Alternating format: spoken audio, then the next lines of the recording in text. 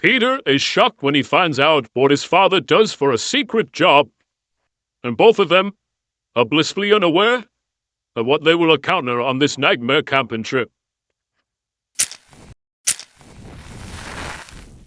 I slept for the majority of the journey. My eyes had shut. Almost immediately after leaving the city, the fresh air must have been relaxing because I slept like a baby for the entire time. Dad slammed his door on purpose to wake me up when we arrived. I jumped up startled, which made him chuckle to himself as he put up the tents. I slowly emerged from the car, giving him a side look of slight annoyance that made him chuckle even more. The sun had been blinding us as we set up our campsite, but we managed to squint our eyes enough to get through it and get everything done in time to go fishing off the bridge next to the campgrounds. We fished for a few hours without even a bite, then packed away the fishing rods till the next day. After that, we set out for the forest to do a spot of hunting before it got dark. We climbed the slope, up to the forest's entrance that we usually used, and started looking around for any signs of game tracks. It took some time searching before we found any sign of anything as we searched deeper into the forest, but when we did, it was a mule deer. We'd followed her tracks down to a brook, where we found her drinking with her back to us. Dad slowly passed me his rifle and whispered, "Line up your sights like I showed you last year, and squeeze the trigger slowly." I took aim and squeezed on the trigger, but my bullet went wide of the target and hit a tree on the other side of the brook, startling the deer, who ran off across the brook and disappeared into the trees. I was so disappointed in myself. That was my 5th attempt, and I missed again. But Dad just patted me on the head as he took the rifle back to reload it, and said, "You will definitely get the hang of this, don't you worry, son." I had been practicing my aim for all of last year's trip, and Dad had even let me take some shots, but I had missed with them all, so I had been dreaming about my next chance all year. There wasn't much light left now, so we went back to the campsite and spit roasted some sausages over the fire for our lunch. Dad told the usual cheesy scary stories while we sat round the fire, but I was hardly listening, and he knew it, so he gave up trying to scare me and we turned in for the night. Over the next 2 days, I had 3 more shots that missed. 2 rabbits and another deer, who all managed to evade my wonky aiming. We did, however, catch plenty of fish those days, especially on the 3rd day. We had been reeling them in, quite regularly, enough to have a fish feast that night, and some left for lunch the next day. We'd caught a rabbit in a snare as well, so we hadn't done that bad really, but my hunting failures were getting to me, despite Dad's easygoing attitude toward it.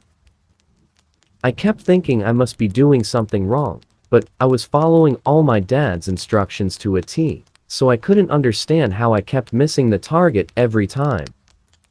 Anyway, on the 4th day we didn't go fishing. We had had our fill of fish the previous day, so we got up late, and with the sun blazing down on us, we set off on a hike. That day was the best day of the trip. Me and Dad had the longest talk that we had had in ages. We discussed my schoolwork and Mum's shoe addiction as we soaked up the country air, but when it came to his job, he would say very little about it, ending the conversation by saying, "I'm on holiday, and I refuse to even think about work, all right?" So even though I was frustrated at his answer, I gave up and walked off ahead, thinking I would never find out. A little further down, the path led back to the road, and over a bridge to the forest. We decided to look around the new area for tracks, and within minutes we found plenty. Rabbit and deer tracks were everywhere. It seemed nobody had been hunting around there. Dad was overjoyed and hurried me all the way back to our campsite. Then, after grabbing the hunting gear, we rushed back. Moments after we returned, Dad took a pot shot at a grouse taking flight, and bagged us some dinner right off the bat. I was so eager for my next try, that when we tracked a deer to a clearing, I almost blew it by standing on a branch that snapped loudly enough to alert him from his lunch. We stopped. Silent and still we waited. The young buck raised his head and looked around. Then, after seeing no threat, he returned to grazing. Dad passed me the rifle slowly. Then with a wink, he lifted the barrel towards the buck. Once more I looked down the scope and took aim. I placed the crosshair over his head and tried to keep it still while I held my breath.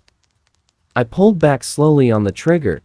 I'd held the gun so tight in anticipation that the recoil had dug the butt into my shoulder, forcing me to drop the rifle in pain and take my eyes from the target. I heard him yelp as I clutched my shoulder, and looking up, I saw him running across the clearing wildly. Dad gave me a look of concern as he picked up the rifle and asked if I was okay. I nodded to him, and he returned the nod in acknowledgement, then rushed off across the clearing.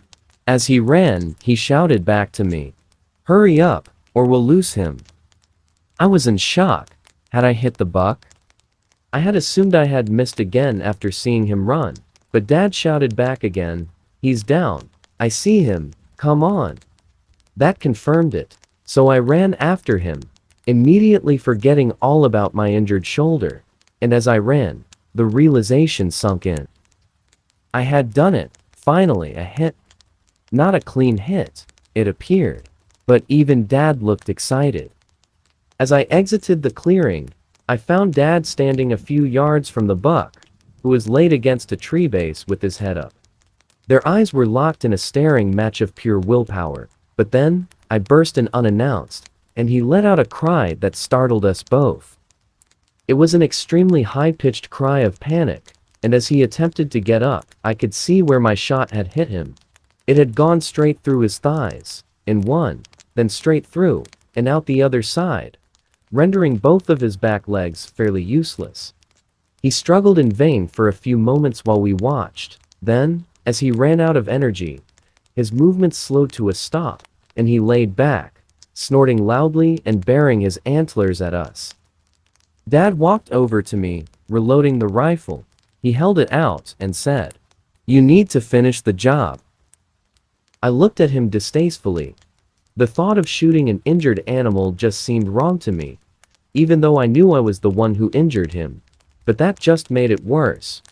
He quickly explained that it was the best thing to do because it wouldn't survive with them injuries. Then jamming the gun into my chest, he told me again to finish the job. I readied the gun, pointing it towards the buck, who was now fixated on me. I could see the look of anger on his face down the scope as I took aim. I still didn't want to take the shot, so I could hardly keep my eye open as I reluctantly took it. I hit him in the throat. His head swung back from the impact, and he lay still. We slowly approached. He was still alive, but barely. I had to look him in the eyes, while he breathed his last breaths, gurgling on his own blood.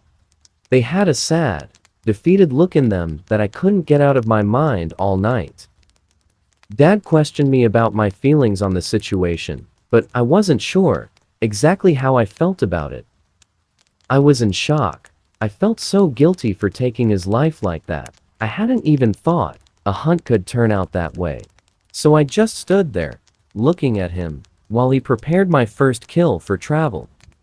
He made quick work of it, all the while looking at me with concern, and asking if I was all right. He kept that up for most of the way back, until we heard a howl in the distance. Then Dad stopped asking and only said, "Hurry up." He didn't say it, but I assumed it was a wolf. I'd never heard of any in the forest before, but we weren't waiting around to find out. We heard it again later that night. It sounded very faint, but Dad looked anxious and kept his gun close. That night, we barely talked at all.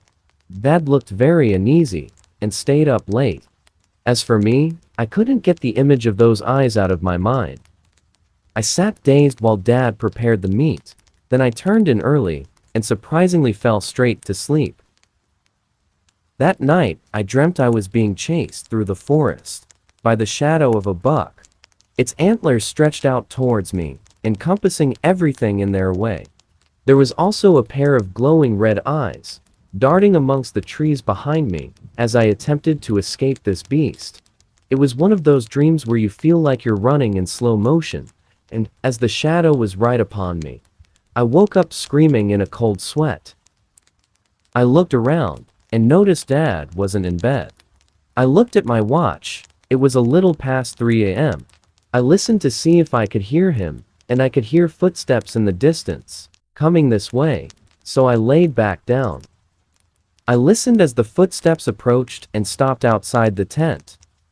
All went quiet. Then I thought I heard heavy breathing above the tent, like the kind of breathing an animal makes when it's trying to hide. I shouted for Dad, and the breathing noise abruptly stopped. I climbed out of my sleeping bag and unzipped the tent. It was too dark to see anyone, so I shouted for Dad, once again, but there was no reply.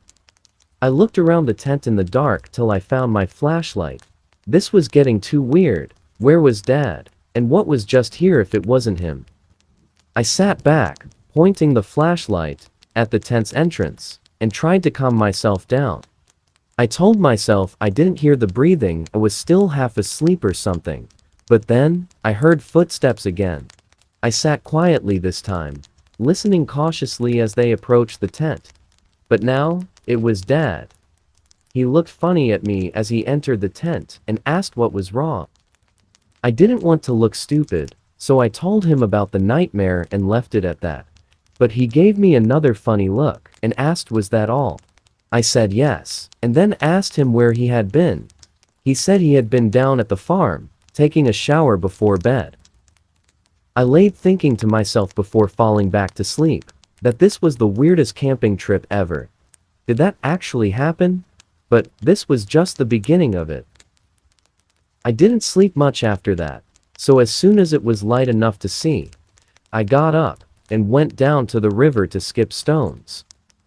I was just starting to get good at it when I heard Dad calling me. His voice sounded panicky, so I hurried back to see what was the matter, shouting his name in return. At first, I couldn't see him. He was crouched behind the tent, staring at the floor. I only found him when he called out my name, and as I walked around to him, I saw what he was looking at. There were heavy-set footprints in the mud, directly behind our tent. But whoever made them was walking barefoot, because I could make out distinct toe shapes, even though the ground was wet there from Dad cleaning our kill. The prints were all smudged, but a few toe shapes were easily discernible. Dad looked up at me as I arrived. "There you are, thank God," he said. "Do you see that?" I nodded. "What made them?" I asked. "Was it a person?" "And that as well," he said, pointing behind us. I looked back and saw the entire buck that my dad had skinned and cleaned before hanging, ready to cut and smoke that day. Gone. Shocked, I looked down. There was bits of meat all throughout the grass, leading away from our tents and down to the river. I looked back to Dad in dismay. Where was my kill? Who took it? "Who could do this?" I asked. "This ain't no person, son," he replied. "Peter, people don't just steal raw meat in the middle of the night and walk off into the river, chewing on it." I knew he was right, but if it wasn't a person, what was it? So I asked Dad, and his reply completely took me by surprise. "You know what cryptids are, don't you?" he asked. "You mean like Sasquatch?" I replied hesitantly. He walked over to the boot of the car that he had already opened. He reached in and retrieved a combat shotgun that I had never seen before. Then, while proceeding to load the shotgun, he told me to sit down.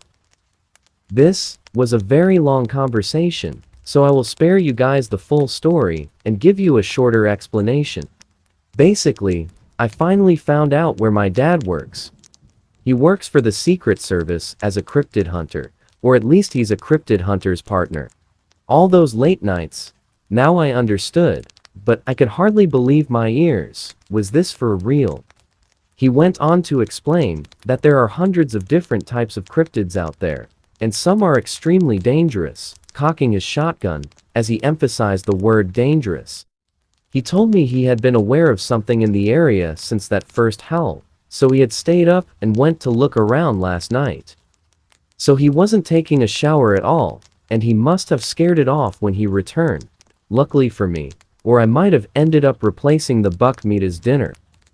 I was completely taken back. What the hell was going on? Was I dreaming? My dad, this usually sane, goofy man, was now claiming so seriously to be some secret agent monster hunter. I just couldn't wrap my mind around it. Even as he told me to wait there, as he walked off to track the monster, it hadn't sunk in. He was gone all day. I spent most of it pondering my dad's words, and feeling a mixture of excitement, disbelief, and worry. I wondered many things, like if Mum knew, how had he got this job, and if he had killed monsters before. But by nightfall, he hadn't returned, and all feelings turned only to worrying about where he was. I sat in the car, staring at my watch. The time ticked over ever so slowly. It felt like an eternity went by before I heard it. A shotgun rang out in the distance. 3 consecutive shots rang out from across the river. I jumped out of the car. It was too dark to see across the river, so I listened. And as I did, I could hear faint shouting in the distance. I tried to focus in, trying to hear if it was Dad's voice I heard shouting, but I was startled by a sudden heart-stopping howl from directly across the river. It vibrated through my body like a wave, so strong that I fell back on the car's open door, almost blacking out and falling to my knees, vomiting everywhere. I shakily pulled myself up the car and sat down, shaking off the dizziness from my eyes and wiping my mouth on my sleeve. I could hear the shouting again. It was louder now, and it did sound like Dad, but I couldn't make out what he was saying. Then I got startled again by a loud splash coming from the river. I could hear something splashing in the water as it made its way across the river towards me. I listened as it got closer. It was big and making a lot of noise. It got louder and louder. It sounded like it was right at the riverbank. Then it just stopped. I heard a noise that sounded like a huge dog shaking off after a bath. Then I heard my dad's voice ring out from across the river, so close this time, it was clear as day. He was screaming, "Peter, run!" In the mere seconds it took me to register his words and react. The beast had run up to the tent and was now peering at me from the shadows. I could see the silhouette of its oversized form, sticking out like a sore thumb behind the tent. It was man-shaped from what I could make out, but far too big, because it was only half hidden by our entire tent, and it was big enough for me to stand up inside. My blood turned cold, and I got goosebumps all over my body, at the sight of the hulking, shadowy mass trying to hide from me. I heard Dad shouting me again as I closed the car door, but he must have aggravated the beast because it let out an ear-splitting screech that almost made my ears bleed. The screeching abruptly stopped. I held my ears in pain. It was so high-pitched I couldn't hear properly for a month. My brain rang like a bell inside my skull, feeling like it would spill from my ears like jello at any moment. Then, still not being able to hear anything, I turned to the window. It was all steamed up, so I used my sleeve to wipe it down, and there it was, pressed up against the glass where I had just wiped. A huge eyeball. It looked exactly the same as the buck's head, with that exact same horrifying-looking expression on it that had been haunting me since I shot him. It stared at me through the window, a look of contempt in its eyes, until the glass re-steamed, and the vision disappeared from view. I recoiled back into the seat in horror, putting up my hands in front of me in futile defense against this overwhelming terror. It lifted its head up to look over the car. I turned my neck round to look out the opposite window, to see what it had spotted, and I could see a light bobbing along across the bridge. This angered the monster, and it began banging itself into the car wildly, rocking the car so much it almost flipped it on its side, with me inside, holding on, for dear life. It huffed and snorted loudly on the other side of the door. It had clearly become distressed by the approaching light. I closed my eyes, begging for it to stop. Then it did, as 2 more shots rang out, and the car shook to a halt. The beast gave the car a final shove. with what appeared to be antlers, but I didn't get a good look at them as the car was violently shook, slamming my head into the dash sideways. My vision blurred and I passed out. I awoke in the backseat of the car. Dad was driving, and we were almost at the nearest town. He explained to me, after stopping the car, that he had shot the thing 6 times, twice up in the forest, the 2 I heard while I was inside the car, and 2 more as it was running away, but it just wouldn't go down. He said his boss had told him to take me straight home and tell me some story about a rabid buck. Just make up some details, he said, that fit with what he remembers. He shrugged his shoulders at me. But you don't remember anything about it, do you, Pete? I looked into his eyes quizzically. I wasn't even sure what I had seen, as I was a little concussed still from my head injury and feeling shaken. Well, do you? He said, looking down at me as if to say nothing. I grinned back at him and shook my head hard, making me feel dizzy and wobble, but he put his hand on my shoulder to steady me and said, "That's right, son, you didn't. And that's what you say to everyone who asks, all right?" "What about Mum?" I said. "I'll deal with your mother when we get back. Don't you worry about her. Just everyone else," he replied. He began checking over my head injury. I had a lump the size of a golf ball, just above my right temple. It was sore to the touch, and I winced as he felt it. "Does she know about you?" I asked him as I pulled away. "She knows everything, Peter. She always has. I couldn't be who I am without your mother backing me. You, on the other hand, were never supposed to find out." And with that, he ushered me back into the car. "So, Mum wasn't on it too? Okay then." Now I just felt left out. I sat silently in a weird daze all the way home, my head throbbing from letting all this new information sink in, all at once. Dad repeatedly asked if I was okay, to the point of annoyance, but by the time we got home, it had started to come out of my haziness. He ordered me straight up to my room with my bags, and told me, "Don't worry, I'll come up after I talk to her. It'll be all right." I slumped down onto my bed. It was extremely comfortable beneath me after sleeping on the tent floor for days. I could hear my mum shouting at Dad as I closed my eyes, and eventually, I fell asleep there, recalling the week's incidents in my mind. Mum questioned me and fussed over me for weeks after that. And Dad, he was given a whole month off work. He never said anything about it, but I think he might have gotten into trouble from his boss, because he wasn't in his usual mood for the most part of it, and didn't look happy the day he returned. He never actually asked me to recall my memories of that night, and after he went back to work, he returned to treating me as if the whole trip never even took place. As if I knew nothing at all about his job, or that there really was monsters that lurk out there in the shadows of the night.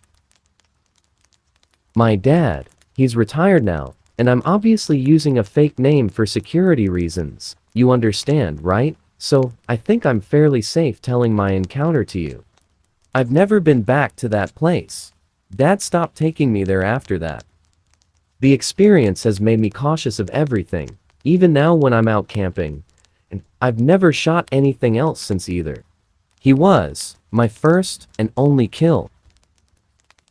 So what do you guys think? Pretty creepy, right?